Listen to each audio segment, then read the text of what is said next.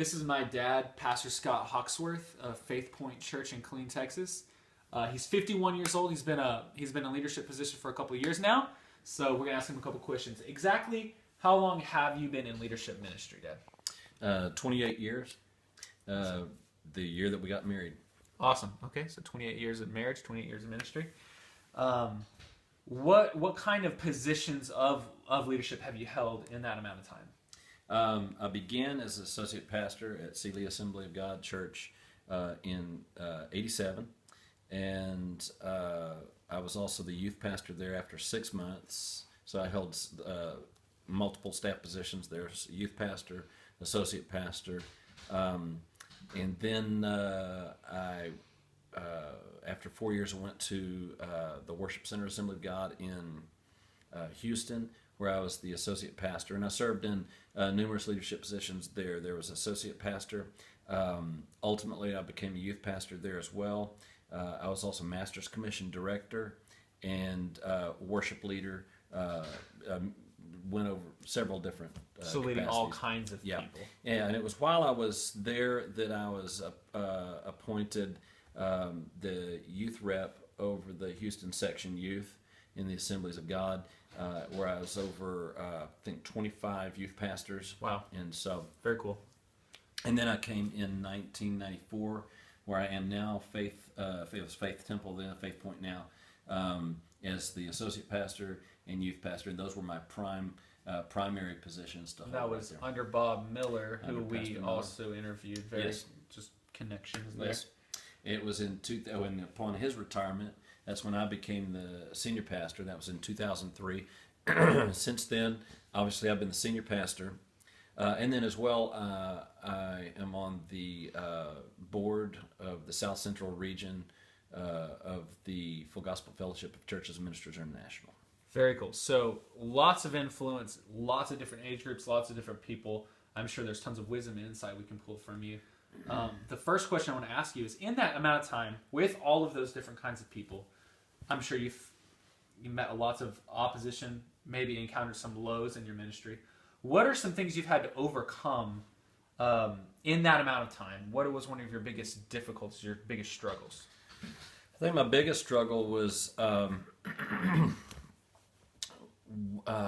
the most painful element that I ever had to face was involving another staff person, a minister, and it was upon a transition time where and there was a lot of misunderstanding and a lot of miscommunication involved, and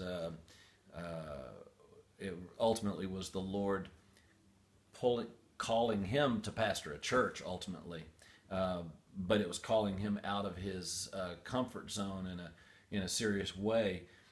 Now, since I had been through that exact situation 3 previous times where the Lord had called me and Marcia to step out, and it's a tremendous act of faith, and it's scary, I recognized it in his life. But the problem is, as Marcia always says, that when somebody is not following the will of God, it's like Jonah when he's in the boat, right, and the storm hits. The other people in the boat with him get affected too. Yeah. So we got affected by that difficulty, and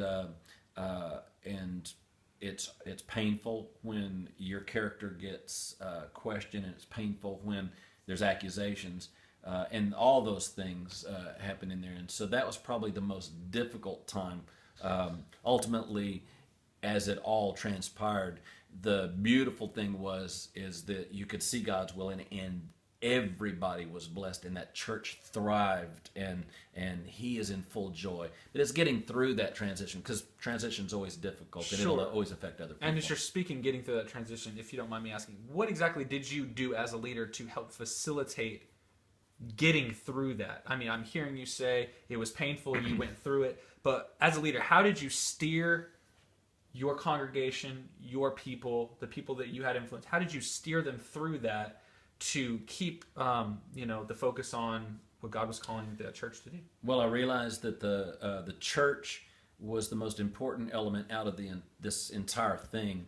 I didn't want anybody wounded. I didn't want anybody to I didn't want the church misrepresented. I didn't want the ministry misrepresented. And I didn't want this man, I didn't want his gift to get judged wrongly by other people because he was simply in pain trying to find his way. And we've all been there. And so my way of dealing with that was stay on my face a whole lot, read the entire chapter of Psalms 119 over and over and over and over and over and over, and wash his feet and watch my heart and just be. Those were the human things that I did, and then let my motivation be, I want God to be glorified and the church blessed. And I wasn't into protecting myself or self-preservation mode. It was wanting God and the church. So I think if I could sum that into one word, it would probably be the word integrity. Definitely integrity. Yeah, I think so. Now, opposite of that, what are some great victories that you've encountered? You know, there are the lows of ministry, but there's the highs. There's the moments where God uses you to overcome an obstacle, and His kingdom is advanced. What are some things you can recall that you just really felt great success because the Lord helped you to lead effectively? Great success because the Lord caused me to lead effectively. Every single time somebody's life is changed or a family makes it through, to me those are incredible victories, and that's what I live for. That excites me. And so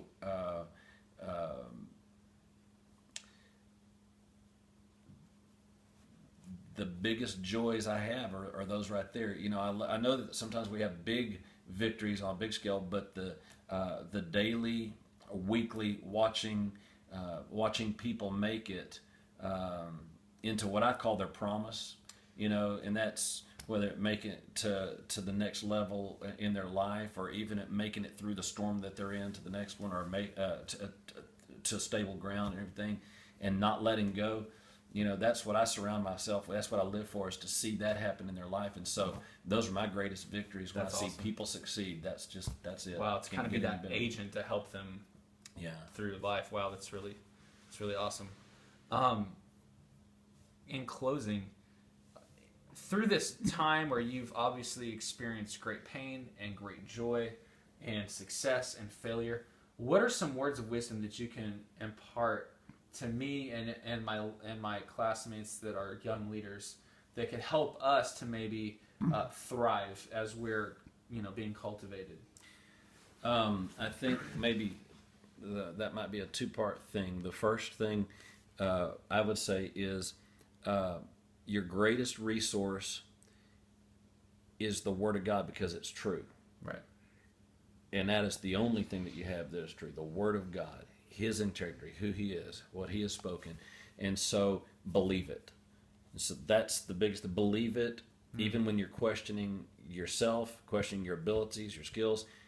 If you believe the Word of God, none of those other things matter. Your inabilities, your insecurities, your lack of education, your lack of whatever your lack is, it doesn't matter, because if the Word says it, that's what matters. And if you fully believe that, that's your strength, and you will go exactly where God called you to do. No questions about it. And then the other thing to remember is it's not about you. It's not about you. That's good.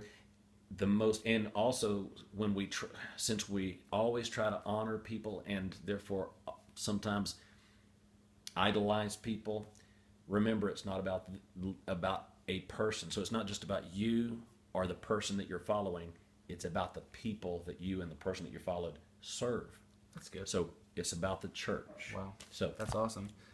Thank you so much for the time. Thank you for the awesome words of wisdom. I appreciate it. I love you. I love you too.